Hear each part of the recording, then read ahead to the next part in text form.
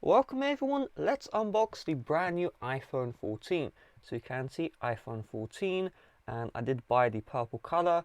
I'm going to take a look at it versus the iPhone 12 mini's purple. I'm curious how that will turn out.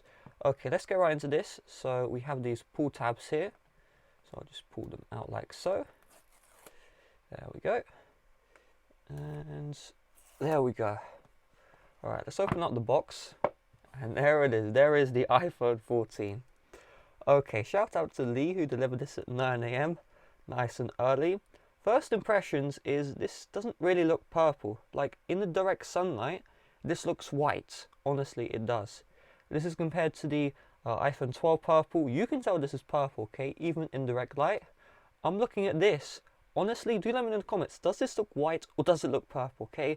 Make sure you turn off the night shift. If I go out of the light, did I buy the wrong color?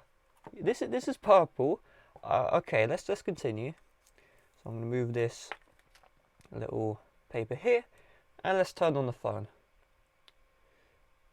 And there we go. Okay, so we've got the charging cable, and then typical designed by Apple in California. So all this information, cool. I'm kind of confused by this color. Like I'm looking at the sides.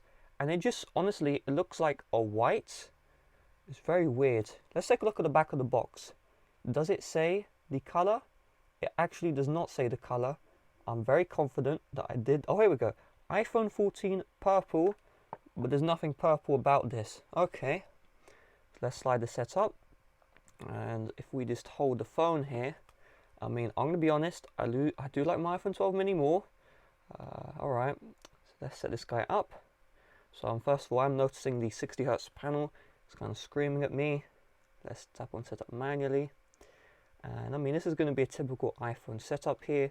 So I'm going to actually cut the video short, nice and short. Here is the iPhone 14. With that being said, thanks for watching. See you guys later. Bye bye.